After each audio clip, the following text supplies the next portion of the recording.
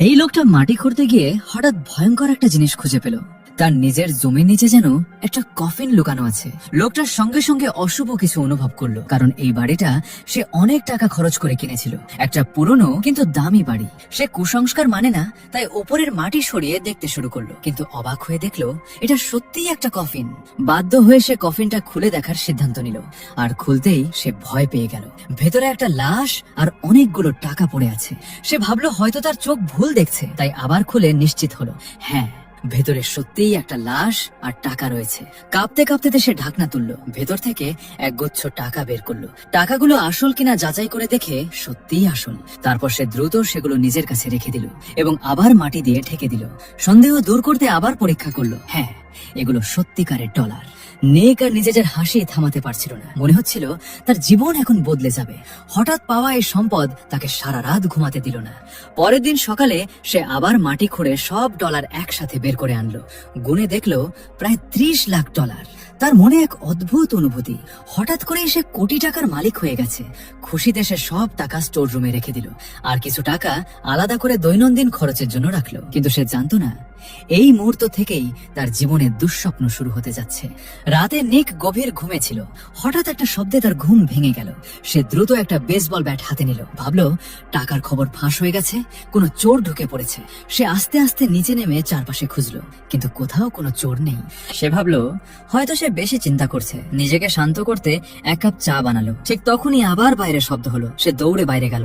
হঠাৎ একটা বিড়ালের ডাক। ভয়ে তার হাত থেকে চায়ের কাপ পড়ে ভেঙে গেল।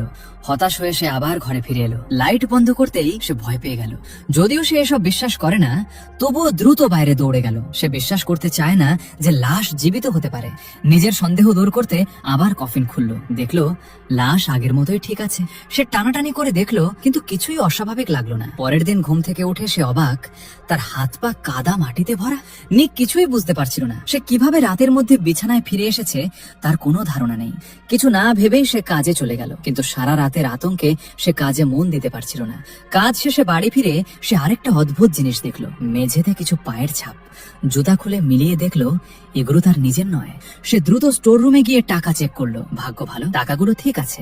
ঘটনা দেখে ভয় পেয়ে সে মেয়েকে ডাকতে গেল। সবকিছু বলতে চেয়েছিল, কিন্তু এত বড় টাকার কথা ভেবে শেষে কিছুই বলল না।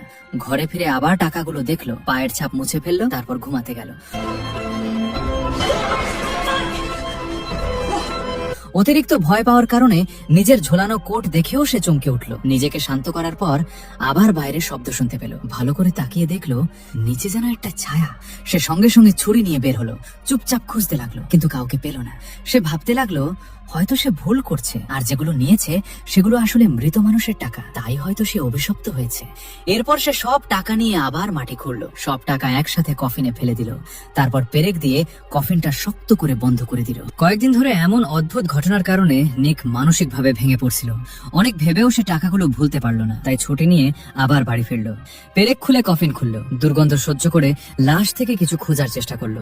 সে একটা ম্যানি ব্যাগ আর একটা চাবি পেল। সে ধারণা করলো এই লাশটাই হয়তো বাড়ির আগের মালিক, মানে সে আসলে একটা অভিশপ্ত বাড়ি কিনেছে। মন খারাপ করে সে লাইট বন্ধ করলো। হঠাৎ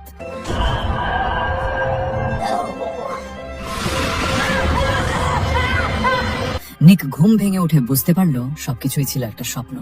ভয়ে ঘেমে সে বিছানা থেকে নামতেই দেখলো এটা আবার আরেকটা স্বপ্নের ভেতরের স্বপ্ন। ভয়ে কাঁপতে কাঁপতে সে তাড়াতাড়ি বিছানার নিচে তাকালো। ভাগ্য ভালো, কিছুই নেই। সবটাই ছিল শুধু ভয় পাওয়ার ঘটনা। মনের অস্থিরতায় সে কাজে যেতে পারলো না। একদিনের ছুটি নিয়ে নিল।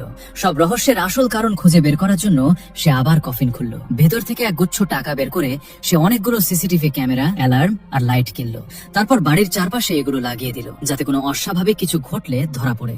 উজ্জ্বল আলোয় ভরা উঠান দেখে নিকের মন কিছুটা শান্ত হলো। ঘরে ফিরে সে খেয়াল করলো স্টোর রুমের পেছনে যেন একটা গোপন ঘর আছে। সে লাশ থেকে পাওয়া চাবিগুলো একে একে চেষ্টা করলো। অবশেষে দরজা খুলে গেল। হাতে টর্চ নিয়ে সে ভেতরে ঢুকলো। দেখলো ভেতরে কয়েকটা মানুষের মতো মোড়ানো বস্তা পড়ে আছে। নিক ভয়ে প্রায় অজ্ঞান হয়ে যাওয়ার মতো অবস্থা। সে বুঝতে পারলো এই বস্তাগুলোর ভেতরে আসলে লাশ রয়েছে। সে পুলিশে খবর দিতে যাচ্ছিল, কিন্তু হঠাৎ চিন্তা বদলালো। পুলিশে জানালে এই টাকাগুলো সে হারাবে। লোভে পড়ে সে সবকিছু চেপে যাওয়ার সিদ্ধান্ত নিল। রাতে যখন সে ঘুমাচ্ছিল, হঠাৎ ক্যামেরায় একটা ছায়া দেখা গেল। অ্যালার্ম বেজে উঠতেই সে ঘুম থেকে উঠে গেল। তাড়াতাড়ি লাইট জ্বালাতেই বাইরে দিনের মতো আলো হয়ে গেল। সে চোখ বড় বড় করে মনিটরে দেখতে লাগলো। ঠিক তখনই বাইরে শুরু হলো ঝড় বৃষ্টি আর বজ্রপাত। হঠাৎ পুরো বাড়ির বিদ্যুৎ চলে গেল। বিদ্যুৎ ফিরে আসতেই সে যা দেখলো তাতে তার রক্ত হিম হয়ে গেল। তার দরজার সামনে দাঁড়িয়ে আছে সেই লাশ, আর দরজাটা ধীরে ধীরে কড়মড় শব্দ করছে। এরপর লাশটা দ্রুত সিঁড়ি দিয়ে নিচে নেমে গেল। নিক কিছুতেই বিশ্বাস করতে চাইছিল না। সে বেসবল ব্যাট নিয়ে দৌড়ে গেল, কিন্তু দরজার বাইরে বের হতেই ভাঙা কাছে পা পড়ে গেল। তার পা কেটে রক্ত বের হতে লাগলো। ব্যথায় সে চিৎকার করে উঠলো। তবুও সে কষ্ট সহ্য করে কফিনের কাছে গেল। জোরে কফিন খুলে চিৎকার করতে লাগলো। সে ভাবছিল এই লাশটা নিশ্চয়ই কোনো মানুষ সেজে আছে।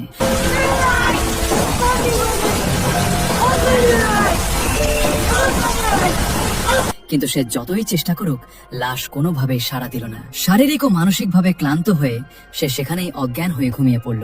জ্ঞান ফেরার পর সে দেখল সে লাশের উপর শুয়ে আছে। ভয়ে আর ঘৃণায় সে বমি করে দিল। ঘড়ির দিকে তাকিয়ে বুঝলো অফিসে যাওয়ার সময় হয়ে গেছে। সে দ্রুত নিজেকে পরিষ্কার করে অফিসে যাওয়ার প্রস্তুতি নিচ্ছিল। ঠিক তখনই লাশটা আবার উঠে বসে তাকে তাকিয়ে দেখছে। এবার নিক পুরো রেগে গেল।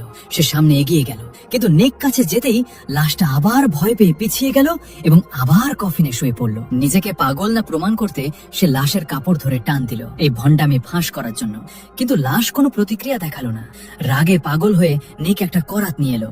সে লাশের পায়ে করাত চালিয়ে দিল। রাগ ঝাড়ার পর সে রক্ত আর দুর্গন্ধে ভরা অবস্থায় অফিসে চলে গেল। কিন্তু তার এই অবস্থা দেখে বস খুব রেগে গেল। তাকে কঠোরভাবে বকাঝকা করতে লাগলো। নিকও চুপ থাকলো না। সে উল্টো বসের সাথে তর্ক শুরু করলো। শেষ পর্যন্ত নিক চাকরি হারালো। কোম্পানির নিরাপত্তা কর্মীরা তাকে বের করে দিল। রাগে সে নিজের ইউনিফর্ম ডাস্টবিনে ফেলে দিল। সে ভাবতেই পারছিল না এত বছর পরিশ্রম করার পর এভাবে তাকে চাকরি থেকে বের করে দেওয়া হলো। হতাশ হয়ে সে নিজেকে সান্ত্বনা দিল, যাই হোক বাড়িতে তো এখনো কয়েক মিলিয়ন ডলার আছে। কিন্তু বাড়ি ফিরতে নিক দেখলো তার এক ঘনিষ্ঠ বন্ধু ইতিমধ্যে কফিনটা দেখে ফেলেছে। নিক তাড়াতাড়ি গাড়ি থেকে নেমে তাকে থামাতে গেল। পরিস্থিতি নিয়ন্ত্রণের বাইরে চলে গেলে নিক মাটিতে পড়ে থাকা একটা হাতুড়িতে তুলে নেয়। একটার পর একটা আঘাতে সে নিজের বন্ধুকেই হত্যা করে ফেলে। এরপর বন্ধুর লাশ টেনে নিয়ে যায় সেই গোপন ঘরে। এমনকি কফিনের ভেতরে লাশটাকেও প্যাক করে সেখানে ফেলে দেয়। সারাদিনের ক্লান্তিতে সে ঘুমিয়ে পড়েছিল, কিন্তু হঠাৎ আবার অ্যালার্ম বেজে উঠল। নিক আবার ব্যাট হাতে নিয়ে মনিটরের সামনে গেল। সেই দুঃস্বপ্নের মতো ছায়া আবার দেখা গেল। সে ধীরে ধীরে নিচে নামলো, কিন্তু এবার যে এসেছে সে তার সবচেয়ে কাছের বন্ধু। কিন্তু তখন নিক সম্পূর্ণ মানসিক ভারসাম্য হারিয়েছে। সে নিজের বন্ধুকেও লাশ ভেবে ভুল করলো। সে তাকে শক্ত করে চেপে ধরলো। এরপর একটা ড্রিল মেশিন দিয়ে আঘাত করলো। অন্ধকার গোপন ঘরে আরেকটা লাশ যোগ হলো। নিক আবার টাকাগুলো বের করলো। ধীরে ধীরে সে পাগলের মতো আচরণ করতে শুরু করলো। সে টাকার সাথে কথা বলতো, এমনকি রাতে টাকাকে জড়িয়ে ধরে ঘুমাতো। সকালে হঠাৎ দরজায় কড়া নাড়ার শব্দ হলো। জানলা দিয়ে দেখে তার জামাই এসেছে। একটুও কথা না বলে নিক সরাসরি তাকে আঘাত করলো, যতক্ষণ না সে অচেতন হয়ে যায়। নিক ভাবলো জামাই এসেছে তার টাকা নেওয়ার জন্য। সে কোনোভাবেই কাউকে তার টাকার কাছে যেতে দেবে না। আঘাতে আহত জামাই ভয়ে কাঁপছিল। সে ভাবতেই পারেনি শ্বশুর এমন হয়ে যাবে। নিক তাকে বেঁধে গোপন ঘরে ফেলে দিল। শেষে সে একটা সিদ্ধান্ত নিল। সে সব টাকা বাইরে নিয়ে এলো, সবগুলো কফিনে ঢেলে দিল। তারপর তার ওপর পেট্রোল ঢাললো। সে চায় এই সব কিছু আগুনে পুড়িয়ে শেষ করে দিতে, কিন্তু অনেক ভেবে সে তা করতে পারলো না। শেষ পর্যন্ত নিক নিজেই কফিনের ভেতরে শুয়ে পড়ল। টাকার সাথে চিরদিনের মতো মাটির নিচে ঘুমিয়ে গেল। অন্যদিকে জামাই অক্সিজেনের অভাবে মারা গেল।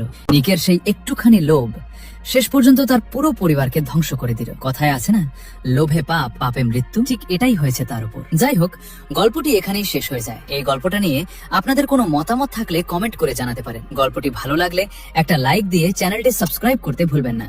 ভিডিওটি দেখার জন্য অসংখ্য ধন্যবাদ।